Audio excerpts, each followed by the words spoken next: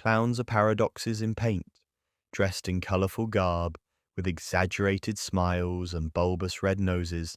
They are supposedly the embodiment of joy, comic figures meant to amuse children and lighten the atmosphere of carnivals and parties, and yet a striking number of people, particularly children, find them unsettling.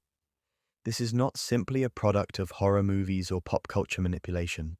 The fear of clowns or coulrophobia taps into something far deeper in the human psyche, an innate discomfort with what is almost human, but not quite, with what presents as joyful but hides intention behind a mask, with what straddles the boundary between the comedic and the grotesque.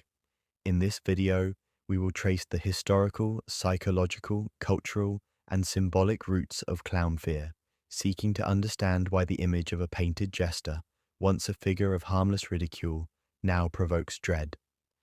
Before we begin, if you enjoy thoughtful deep dives like this one, make sure to subscribe, leave a like, and turn on notifications so you don't miss the next exploration. To understand the clown, we must begin with the archetype it emerges from, the trickster. Found in mythologies across the world, the trickster is a liminal figure, existing between good and evil, order and chaos, human and God. Loki in Norse mythology, Anansi the spider in West Africa, Coyote in Native American tales, all embody unpredictability, wit, and disruption. They expose hypocrisies, deflate egos, and mock power. Crucially, they are not malevolent by default, but their capacity for mischief often leads to destruction. The European clown has its earliest direct ancestor in the zany characters of the Italian commedia dell'arte, a form of improvised theatre popular in the 16th century. These characters, including Arlecchino, Harlequin, and Piero, were often servants, clever, foolish, hungry, lustful. They were defined by their masks, exaggerated costumes, and physical comedy. But even within this theatrical context, they existed at the edges of society, mocking the upper class and embodying baser impulses. Pierrot, in particular, became a melancholic symbol in later French art, a sad clown whose white face and tragic demeanor spoke of longing, rejection, and existential solitude. The court jester, another precursor, held a unique position in monarchic societies. He could insult the king, comment on courtly hypocrisy, and mock nobility without reprisal. His power came not from force but from performance. His role was to entertain through irreverence. And yet the jester was always aware of his precarious place. He was never truly part of the system, only tolerated for the relief he provided. The clown, then, is historically rooted in ambivalence. He is neither fully trusted nor fully excluded. He is both part of the spectacle and a commentary on it. This duality is key to understanding why clowns can be so unsettling. They are permitted to defy norms, but always under the guise of humor. Sigmund Freud, in his 1919 essay Das Unheimliche, the uncanny, explored the concept of unease brought on by something that is simultaneously familiar and alien. He described it as that class of the frightening which leads back to what is known of old and long familiar. The uncanny arises when something once hidden is revealed, or when something that should remain concealed becomes exposed in the wrong context. The clown embodies this principle almost perfectly. A clown's face is human, but distorted. The smile is painted on, wider and more permanent than any real expression. The eyes are exaggerated, the colors unnatural. We recognize the human features, but they are stylized to the point of parody. This exaggeration induces discomfort, particularly in children who rely heavily on facial cues to interpret emotion. When those cues are false or unreadable, it creates a kind of emotional dissonance. The mind cannot categorize the figure as either safe or dangerous, friendly or hostile. It lingers in ambiguity. This is exacerbated by the concept of emotional misalignment. A clown may laugh while pretending to cry, or cry while engaging in slapstick violence. Such behavior contradicts our understanding of emotional congruence. The smile becomes menacing when it's unearned. It's the difference between someone genuinely laughing and someone simply baring teeth. The clown, by performing an artificial version of joy, renders joy uncanny. Developmental psychology further suggests that children develop a sense of trust and danger based on facial recognition. When a familiar figure like a parent smiles, the child interprets safety.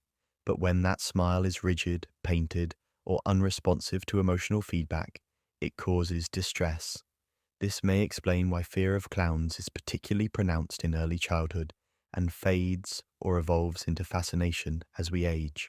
While the psychological roots of clown fear may be ancient, the cultural transformation of the clown into a horror icon is a more recent development. The shift began in the late 20th century and was accelerated by media portrayals that reframed the clown from comic relief to agent of terror. Stephen King's 1986 novel It and its subsequent adaptations solidified the modern archetype of the evil clown. Pennywise is not just a murderer in makeup. He is a shape-shifting force of ancient malevolence, using the guise of a clown to attract and disarm children. The horror comes not from gore, but from the violation of innocence. King weaponizes the clown's expected role, joyful entertainer of children, and inverts it. The result is psychological horror rather than mere physical threat. But King did not invent the evil clown. Poltergeist, 1982, featured a demonic toy clown. Killer Clowns from Outer Space, 1988, leaned into grotesque parody. Clowns were already becoming tropes of unease. Their exaggerated physicality, their unpredictability, and their capacity for violence were being recontextualized. What was once a humorous absurdity became a mask for something insidious. It is significant that this shift occurred during the rise of mass media. The clown, once a figure of local performance, at circuses, fairs, and parties, became a repeatable image, a character to be consumed and reinterpreted endlessly. The more familiar the image, the easier it was to subvert.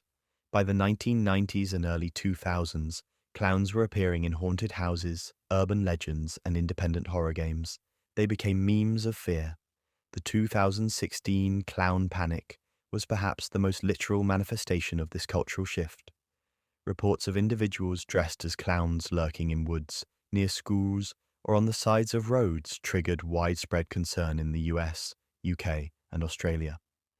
Though few credible threats emerged, the phenomenon reflected a deep-seated unease.